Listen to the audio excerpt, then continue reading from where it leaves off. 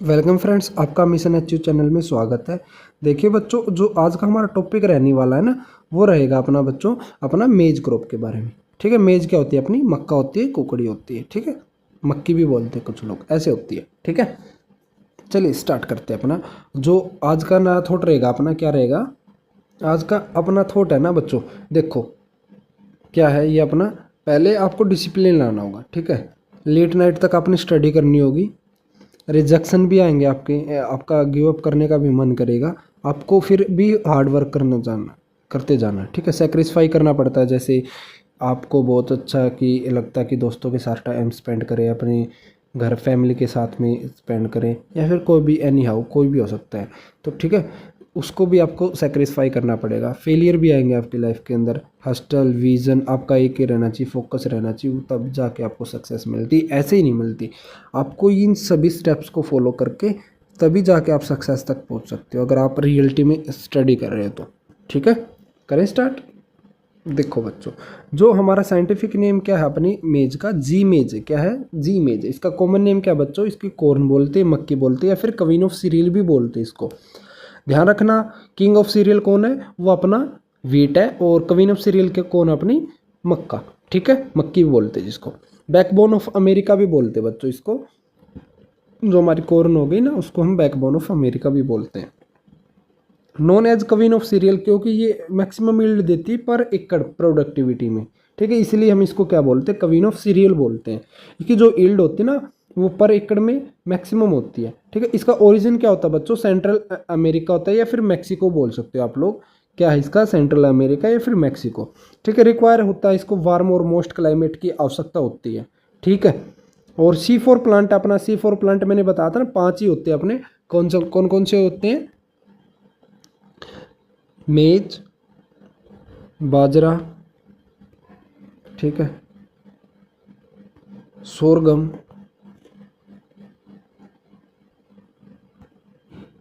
मेज, बाजरा, sugar cane और Napier grass. ठीक है, ये अपनी 5 क्रॉप होती है।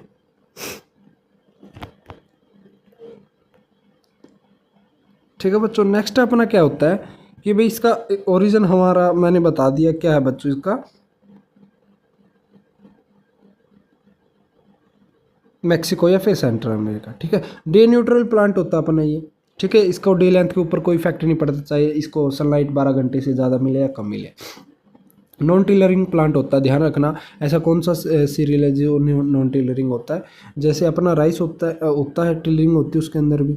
हमारा बाजरा के अंदर भी होती है बच्चों।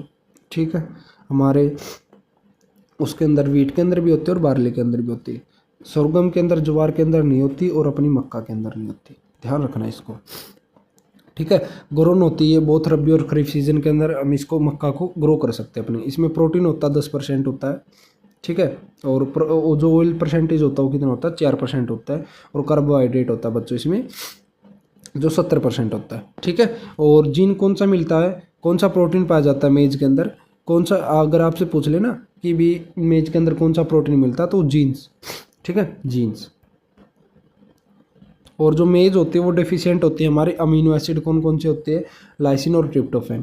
ठीक है बच्चों, देखो जो जर्नली सीरियल्स के अंदर लाइसिन और ट्रिप्टोफैन ये होते ही, ठीक है, डेफिशिएंट है। मोनोसियस प्लांट है कि भाई एक ही प्लांट पे या तो मेल मिलेगा या फिर फीमेल मिलेगी। ठीक है, और हमारा एनुअल प्लांट है बच्चों ये। एनुअल मीन्स हमारे एक सीजन के क्रॉप रहने वाली है।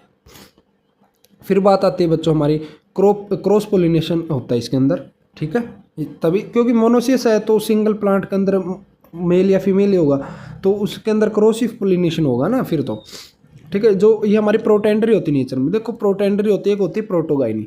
2 टाइप के होते हैं इसमें। ठीक है, प्रोटोगाइनी क्या होती है बच्चों? जिसमें फीमेल पार्ट पहले मैच्योर होता है। प्रोटेंडरी क्या होता है? जिसमें मेल पार्ट पहले मैच्योर होता है। ठीक है, यही डिफरेंस होता है, और ज़्यादा कुछ नहीं होता। ठीक है, और फिर इसके बाद आता है बच्चों कि भाई इसकी इन्फ्लोरेसेंस क्या होती है? फीमेल की को हम बोलेंगे सिल्की या फिर कोब बोलेंगे। ठीक है, मेल की को क्या बोलेंगे? टेसल बोलेंगे। देखिए हमारे सिल्क या कोब ये होती है।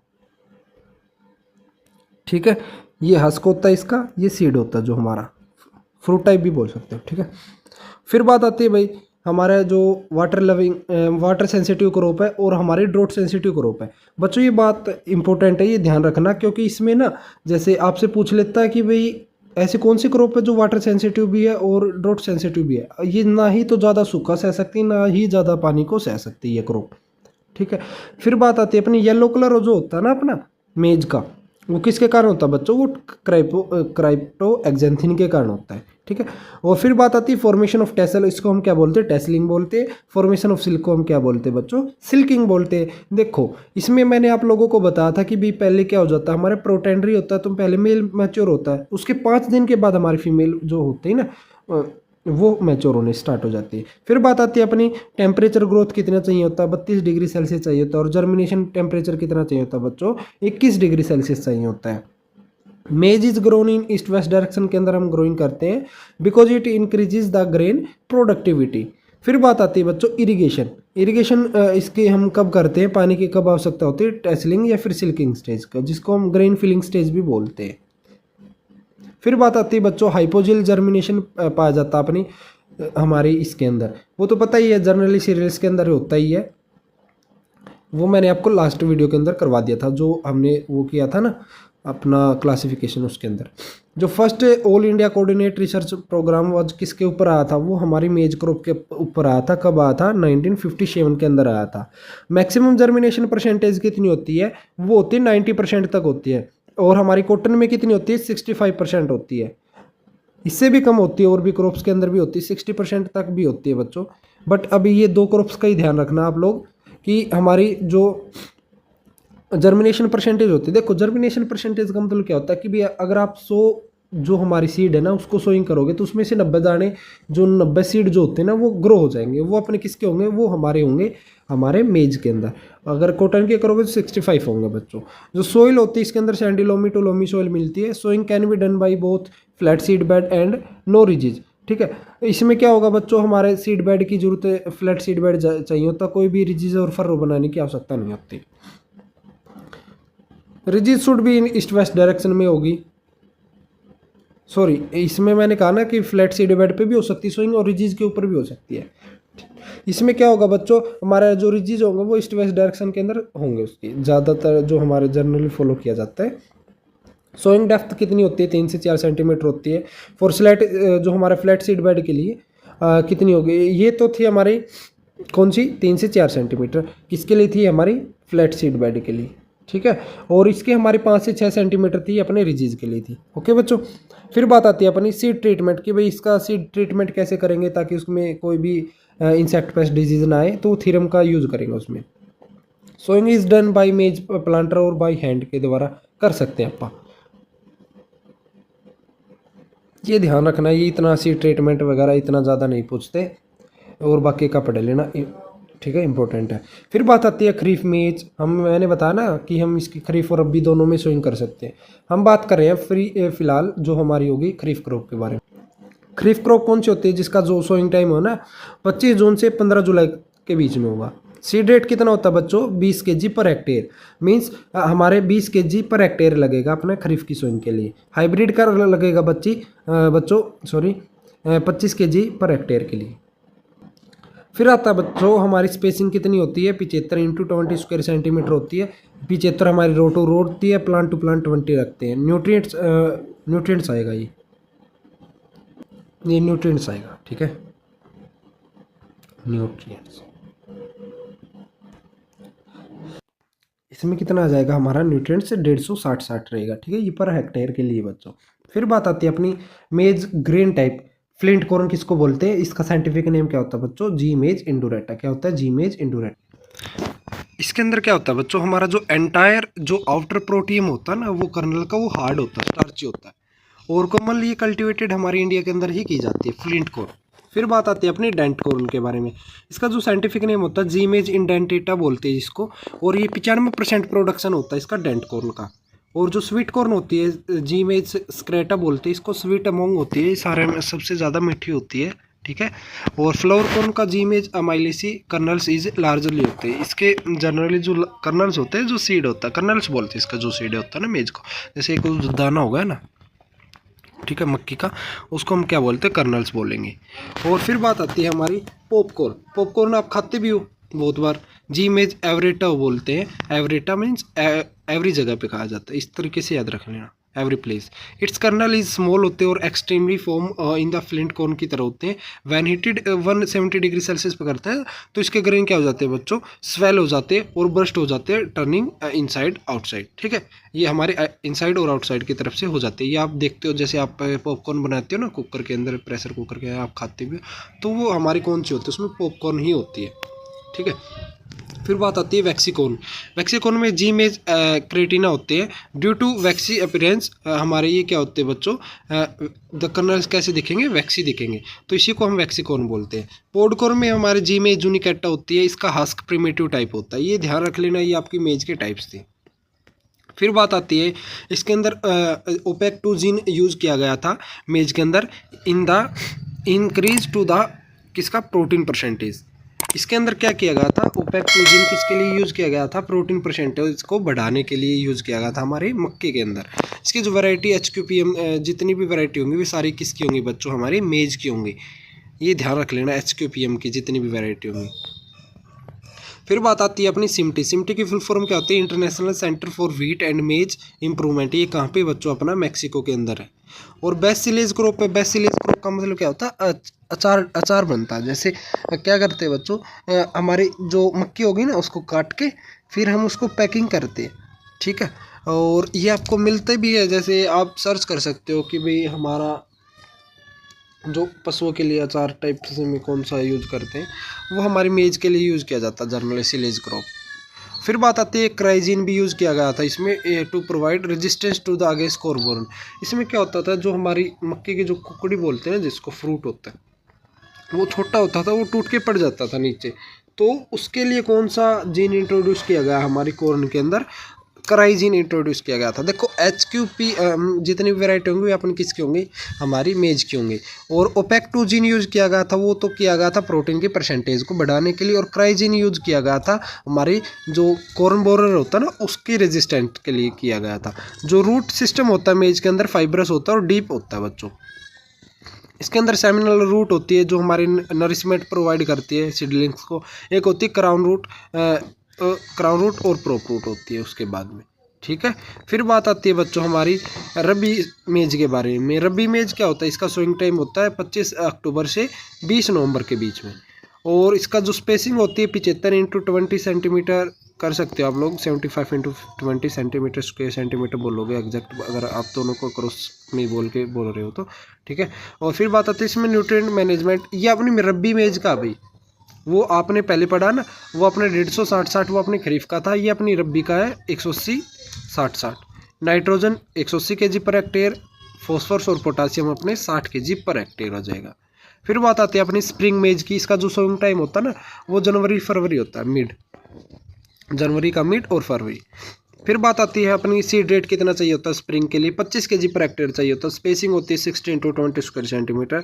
और HM 10 11 HQPM 1 4 ये हमारा किसकी वैरायटी रहने वाली है, ये स्प्रिंग मेज की रहने वाली है।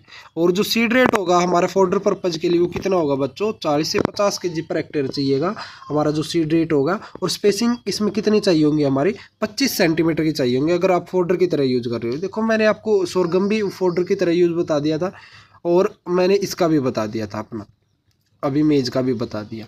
तो ये हम बाद में फोल्डर क्रॉप करेंगे ना, तो ये आपकी हमारे पहले ही कवर की गई होंगी ये पहले वाली, जैसे खरीब ये मैंने बता दिया ना, सोरगम मेज हो गया। तो आगे हम कंटिन्यू करेंगे जो रह जाएंगे उनको। अब बात आती है हमारी जो डिजीज़ आती है इसमें कौन सी आती है, लीफ ब्लाइट आती है, डाउन मिल्डो की आती है, हेड स्मट आता है। मेजर जो आती है हमारी वाइट बर्ड वो किसके कारण होती है, वो जिंक की डेफिशिएंसी के कारण होती है। मैनेजमेंट कैसे कर सकते हैं बच्चों, 20 से 25 kg पर हेक्टेयर डालो, जिंक सल्फेट हो जाएगी। ठीक है, और ये बाकी इतना इंपॉर्टेंट भी नहीं होता मैनेजमेंट वगैरह। और जो रेड और पर्पल कलर होता है ना लीफ का मेज का किसके कारण होता है, वो फॉस्फोरस की डेफिशिएंसी के कारण होता है। ये इंपॉर्टेंट पॉइंट है, इसको ध्यान रख लेना। फिर वैरायटी आती है इसकी HM की, HHM की, शक्तिमान, HQPM, ये जितनी भी वैरायटी है, गंगा सफ़ेद, ये सारी किसकी वैरायटी है बच्चों, मेज की वैरायटी है। इंपॉर्टेंट है, बस थोड़ा सा स्टार्टिंग वाले ध्यान रख लेना, नंबरिंग याद रखने की जरूरत नहीं है। नंबरिंग इसका याद रख लेना। HM4 को हम क्या बोलते हैं, बेबी कॉर्न के नाम से जानते हैं। किसके नाम से जानते हैं, बेबी कॉर्न। ओके, ये इंपॉर्टेंट है बच्चों। फिर बात आती है अपना इंसेक्ट पेस्ट कौन सा आता है, स्टेम बोरर आता है, मेज सूट फ्लाई आती है, हमारी सूट बोरर आता है, कॉर्न बोरर आता है। फिर बात आती है अपनी हार्वेस्टिंग। इसके आप 2 टाइप से कर सकते हैं, या तो देखो आपने देखा भी होगा, या तो आप सिर्फ प्लकिंग कर लो। प्लकिंग का मतलब तो जो हमारी कुकड़ी होती है, जो हमारा फ्रूट होता है ना, जो कॉर्न बोलते हैं उसको, या तो फिर उसको तोड़ दो पेड़ से, या फिर आप नीचे से इसकी पूरी स्टॉक को काट दो, फिर उसके बाद में तोड़ लेना। ऐसे करते हैं। फिर हमारे क्या करते हैं बच्चों, ट्रेसिंग बाय द मेज सेलर, या फिर डिस्करिंग की जाती है, डिस्करिंग कम सेलर के हेल्प से।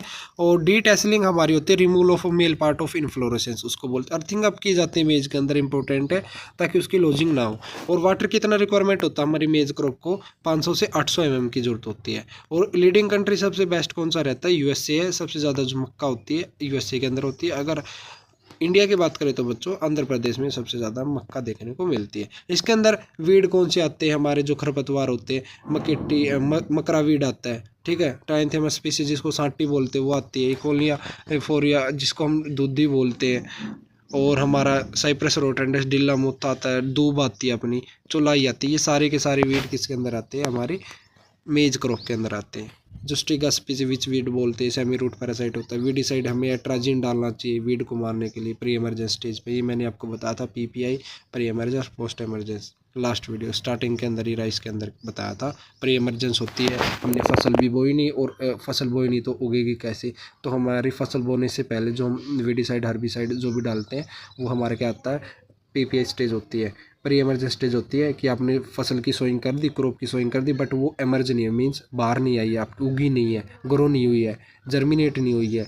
तो तब हमारी क्या हो जाती है, वो अपनी प्री इमरजेंस स्टेज होती है। पोस्ट इमरजेंस क्या होती है कि भाई जैसे हमने जो सोइंग कर दी और वो ग्रो भी होगी, जर्मिनेट भी होगी, और हमें दिख भी रही, फिर हम जो वर्बिसाइड पेस्टिसाइड डालेंगे वो अपना क्या हो जाएगा, वीडिसाइड डालेंगे, वो अपनी पोस्ट इमरजेंस स्टेज हो जाएगी, ठीक है। और एक बात आती है बच्चों, बकवीट जिसको हम सूडो सीरियल के नाम से जानते हैं, इसका साइंटिफिक नेम क्या होता है, फैगोपायरा स्कुलेंटम।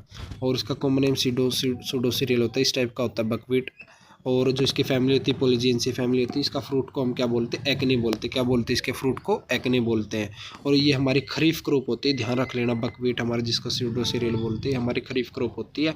इसके जो लीव्स में ना एक अल्कलॉइड मिलता है, इसको हम रूटीन बोलते हैं। क्या बोलते हैं, रूटीन बोलते हैं। इसकी जो वैरायटी होती है टोक्यो होती है। बकवीट की वैरायटी कौन सी है बच्चों, टोक्यो। यही था बच्चों आपका मेज क्रॉप के बारे में।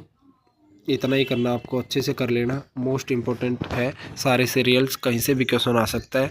और अभी तक आपने हमारे चैनल मिशन एचओ को सब्सक्राइब नहीं किया, सब्सक्राइब कर लो, बेल आइकन को प्रेस कर लो, ताकि आपको सारी नोटिफिकेशन है सबसे पहले मिल सके। क्योंकि बच्चों नोटिफिकेशन अगर नहीं आएंगे तो आप लोग सोचोगे कि सर ने आगे करवाया नहीं, बट जो आपका टॉपिक होगा वो कंटिन्यू रहेगा। और मैंने आपको बताया था ना कि अगर आपको ये देखो, आप लोग अगर इसको साथ में लिखोगे, नोट्स बनाओगे, तो उसमें आपका टाइम वेस्ट होगा। तो आप क्या कर लेना, डायरेक्ट मैं आपके साथ पर्सनली, मैं अपना नंबर भी देता हूँ, मैं आपके पास में पर्सनली सेंड कर दूँगा PDF, ठीक है। और आप प्रिंट आउट कटवा लेना और अपने पढ़ लेना। ये एडजस्ट भी हो जाएंगे बच्चों, ये हम प्रेजेंट PPT की फॉर्म में है। ये भी नहीं है कि आप इसको एक हमारे जो प्रिंट आउट का पेज होता है ना, उसको 2 या 4 को एडजस्ट करवा लेना अपने अकॉर्डिंग, जैसे भी आपका जो स्टेबल लगे, आपको पढ़ाई में अक्सर जो लेटर्स है वो अच्छे से दिख जाए। तो बाकी आप नोट्स बनाने से, टाइम वेस्ट करने से अच्छा है कि भी आप क्या करो, अपने प्रिंट आउट निकलवा के पढ़ लो। और मैं आपको बता रहा हूँ, आप नंबर दे रहा हूँ, तो आप पूछ सकते हो कुछ भी। आपके लिए जो नंबर है मैं आपको स्क्रीन के ऊपर शो करवा दूँगा। ओके बच्चों, धन्यवाद।